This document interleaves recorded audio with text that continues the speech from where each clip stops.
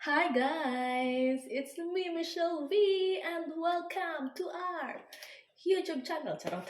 Welcome back. And so today is Sunday. Happy Sunday everyone. And it's already 10. 10 na ng umaga. At yes, let's start our day right. Charot. Kahapon, di ba, pumunta kami ng Asia store dahil bumili ako ng maraming. Laka! Nag-ano na siya, nagtubig. Tag ito, na maraming mga maraming anong tawag dito? Tilapia. Kasi lutuin ko siya ngayon guys dahil ito yung aking dadalhin sa church today. Yeah, so yun. Inano ko na siya para ma-defrost na siya kasi sobrang frozen niya. Para madali na siyang anuhin ngayon. So, balik kahapon ko pa yan ibinaba. Kahapon. Basta hindi ko na siya nilagay sa ref kasi naka-frozen siya. Tapos, dahil meron pa akong isda din dyan. So, tinagtag ko na. So, ngayon, as mag-prepare na ako, tapos,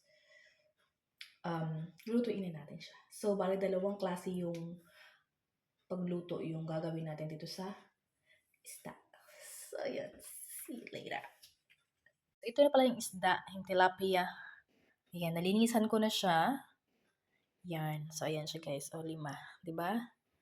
Ang tilapia. Yan. Ito ang pinakamalaki. Kasi pinili ko yung hindi masyadong malaki para alam mo yun. Pero, lutuin na natin. Guys, I'm going to open my buko.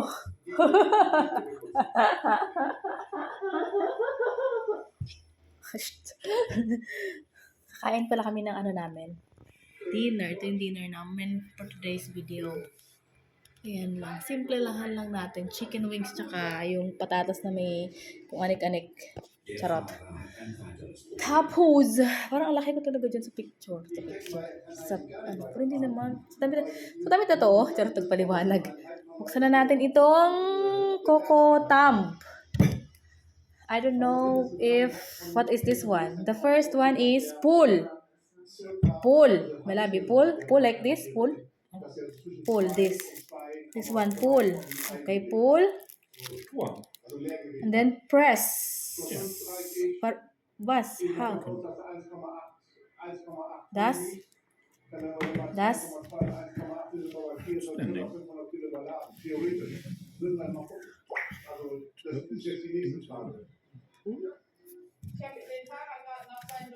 May instruction pa pagbubukas.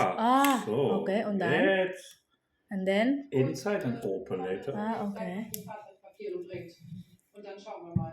And then open the? First. Like this? Ja. Ja, festdrücken. Press. Ja. Ja, mach. So hot.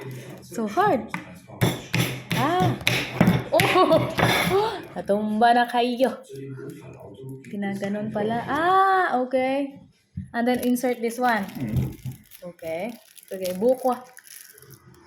A very expensive coconut in Germany. It's like, how much is one? 8 euro?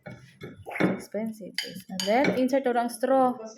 Tikman natin kung ano kaya ang lasa nito. It's good. Taste it. Taste it a little bit, please. Not yet. You don't taste it. Yeah. Parang may ano na siya, may halo na siyang iba. Parang may vanilla.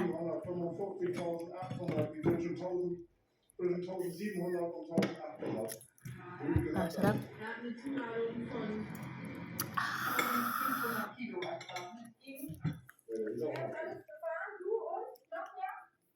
Sa Coco Thumb.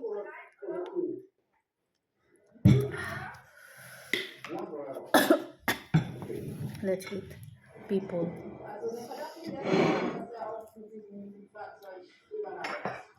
This is our food for tonight. potato. Um Folgeunfälle zu verhindern, wollen Inka Brüggemann und Lutz Klose das Fahrzeug aus dem Schaden bringen. Da alle 5 Radmuttern der Doppelbereifung verloren gegangen sind, Habe ich auch. müssen Fähre aus Polen improvisieren. Ja, für Ketchup. Also, um ihn jetzt wegzukriegen, machen wir jetzt, nehmen wir da jetzt 3 Radmuttern raus. Lassen die Reifen drauf und fahren jetzt bei Ihnen hier von der Straße weg, damit die da in den Seitenraum können. Damit wir hier Guten Appetit. weil wir ja das Autobahn einen Stau haben, damit die hier runterkommen. Guten Appetit. Ja, definitiv. Wir haben alle Radmutter verloren. Die Radmutter, die uns eben gegeben hat, die hat er schon aus der anderen Fläche rausgezogen, um den Start damit anzuziehen. Und das kann man ja machen. Aber nicht in Bremerhaven. Nee, in Bremerhaven.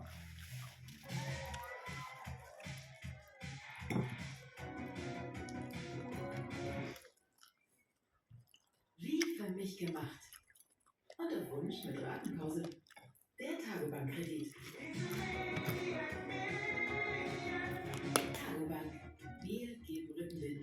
Urlaub kann so schön sein, aber ist reine Abzocke wie Neufälle. Achtung, Abzocke. Urlaubsbetrüger auf der Spur. Ab Donnerstag um 20:15 bei Kabel 1. Nicht aus. Monday na pala. Wenn dein Kind so zaubern könnte, bräuchtest du keine Airwaves. Kann es aber nicht. Also hol dir den Mentor Oh. von Airwaves. I forgot the video in the church with our fish malami, but it's sold out. The fish, right, in the church? Sold out on fish. 5 minutes, not all. Yeah. Also the grillfish.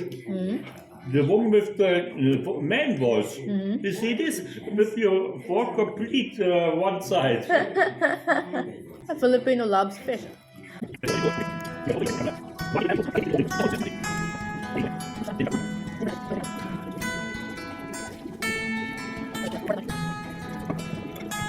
Saan ko na yung niyog? Ito na siya. Pinalatan ko. Ayan. Ano niya. Tapos ito na siya.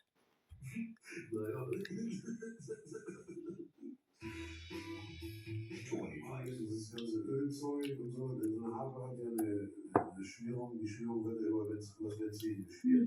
Der meinte, da hat sie irgendwie das ganze Öl ist unten in die Überschrift, also in die Stromgehäuse gelaufen und deswegen ist er nicht ganz angesprochen. Wala ka taste? Ayaw niyang tikuman ng buko. Okay naman siya, pero hindi na masyadong ano. Matagal siguro ito kasi naka-stock. Pero masarap.